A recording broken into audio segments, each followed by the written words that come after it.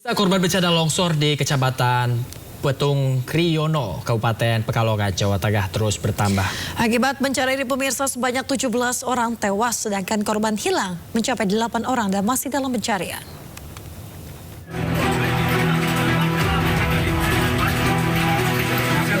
Pencarian korban banjir bandang dan longsor di Kecamatan Petung Kriyono, Kabupaten Pekalongan, Jawa Tengah terus dilakukan Selasa sore.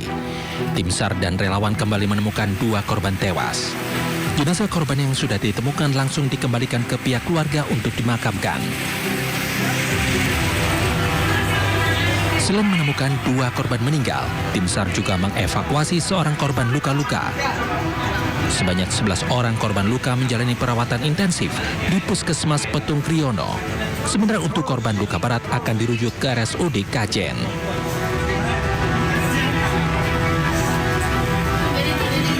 Isak tangis keluarga pecah saat Doni dan Winarko, korban banjir bandang dan longsor di Kecamatan Petung Kriyono dimakamkan. Pemakaman disaksikan keluarga korban dan tetangga. Keduanya jadi korban saat hendak pulang dari memancing. Tersisa 1 jenazah yang masih di Puskesmas Petung Kriyono atas nama Joni Yulianto, warga Siwalan, Pekalongan. Aparat gabungan dari Polres dan Kodim Pekalongan, Basarnas relawan menghentikan sementara pencarian korban hilang di lokasi longsor Selasa malam. Penghentian lantaran kondisi lokasi hujan deras dan tanah yang terus bergerak, serta minimnya penerangan. Cuaca hujan masih turun, relatif deras, kemudian juga kabut juga mulai turun, sehingga yang kita lakukan sekarang adalah konsolidasi. Kita melakukan konsolidasi sambil merencanakan nanti untuk kegiatan pada besok itu upaya-upaya seperti apa agar membantu korban ini bisa maksimal. Kalau malam ini dihentikan? Untuk malam ini kita hentikan. Sebelumnya bencana longsor dan banjir bandang menerjang Kecamatan Petung Kriyono, Kabupaten Pekalongan, Jawa Tengah, Senin petang. Sebanyak 17 orang tewas sudah ditemukan. Korban hilang 9 orang, masih dalam pencarian dan korban luka 13 orang. Lokasi paling parah terjadi di Desa Kasimpar, Kecamatan Petung Kriyono. Akses menuju lokasi sangat sulit ditembus dan hanya bisa dilalui dengan berjalan kaki. Warga khawatir ada longsor susulan karena saat ini masih hujan deras di daerah pegunungan Pekalongan Selatan. Dari Pekalongan, Jawa Tengah, Suryono Soekarno, iNews melaporkan. Ya pemirsa, untuk mengetahui informasi terkini dari lokasi bencana longsor di Pekalongan, Jawa Tengah, kami telah terhubung dengan Kepala Kantor Basarnas Semarang, Budiono. Ya, selamat pagi Pak Budi. Pak Budi, apakah pencarian korban ini masih terus dilakukan Pak Budi? Ya, selamat pagi Mas dan Mbak. Untuk hari ini kami masuk hari kedua, tentunya akan kami laksanakan bersama dengan tim SAR gabungan sesuai dengan rencana operasi yang telah kami tentukan. Dan dari lokasi kami sudah melakukan briefing pagi untuk melakukan rencana operasi, dan kami tetap fokus pada area ataupun jalan menuju membersihkan menggunakan alat berat menuju ke lokasi kejadian, dan kami fokus juga di rumah Pak Carik ataupun Pak Sekdes yang menjadi korban longsoran, kemudian juga di kafe Alo dan kolam pemancingan, dan juga kami juga akan menyusuri aliran sungai yang menuju ke Sungai Welo, di mana dicurigai adanya korban yang bisa terbawa arus. Demikian, Mas.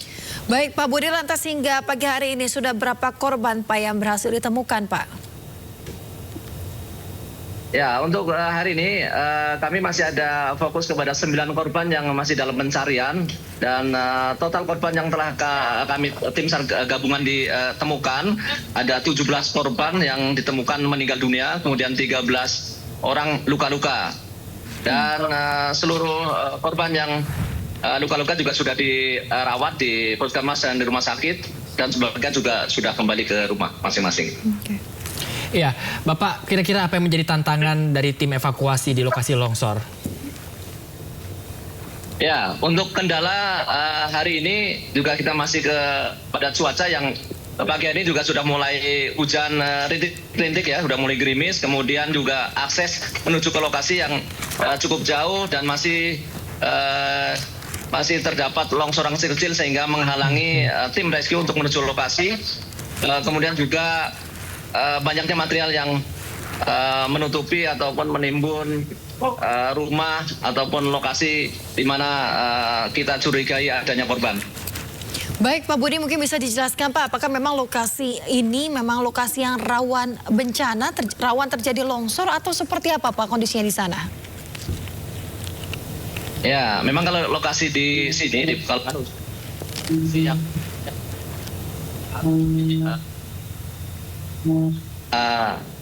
rawan ya akan terjadinya banjir bandang ataupun longsoran.